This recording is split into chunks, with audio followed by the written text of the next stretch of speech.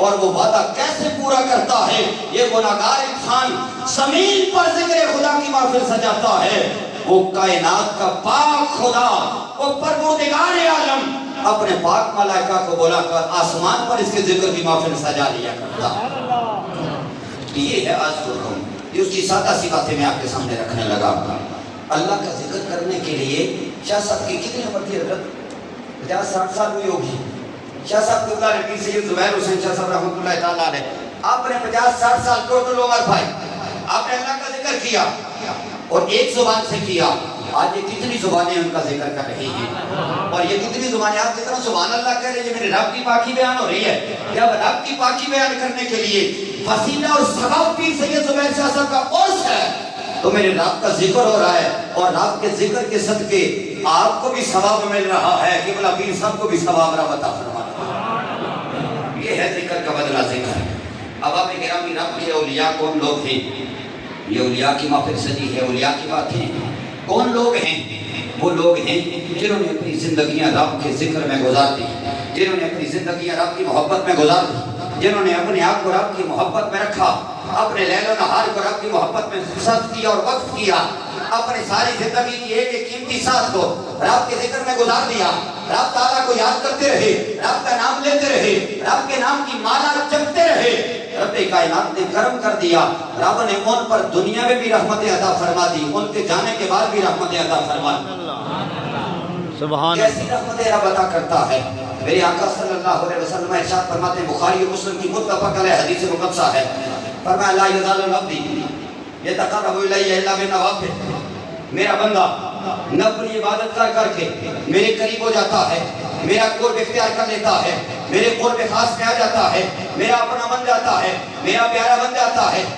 حتیٰ یہاں تک کہ احببتہ، خدا کہہ رہا ہے میں اس سے پیار کرنے لگ جاتا ہوں. اور خدا کے پیار کا کمال ہی کچھ اور ہے. یہ ہم لوگ جو آئے بیٹھے نا، میں آپ کو ایک بڑی خوبصورت اس حدیث کے درمیان میں ایک اور حدیث مقدسہ سنانے لگا ہوں. خدا کے پیار کا انداز ہی کچھ اور ہے. ہم جب کسی سے پیار کرتے ہیں نا، ہماری خواہش یہ ہوتی ہے کہ جو ہمارا محبوب ہے وہ کسی اور کا محبوب نہ بنے. ایسے ہے کہ نہیں ہے؟ بولو نا یار. ایسے ہی ہے. میں نے آپ کو پہلے کہا کہ میں آپ کو نہیں تنگ کرتا، لیکن باتیں جو کروں گا مجھے جواب چاہیے. ہم جس سے پیار کرتے ہیں ہماری خواہش ہوتی ہے کہ اس سے اور کوئی پیار نہ کرے. ہمارے محبوب کو جو دیکھے گا ہم آنکھیں نکال دیں گے، ہمارے محبوب کو جو چھوئے گا ہم ہاتھ توڑ دیں گے، ہمارے محبوب کی طرف جو جائے گا ہم ٹانگیں کاٹ دیں گے. یہ ہمارا انداز ہے، ہماری محبت کا طریقہ ہے. لیکن پروردگار کا انداز کچھ الگ ہے. اس خالق کائنات کا انداز بڑا جداگانہ ہے.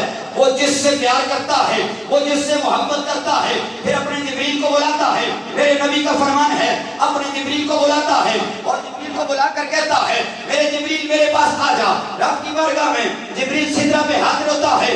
لبیک رب جلیل، اے میرے مولا تیرا جبریل حاضر ہے، حکم کیا ہے؟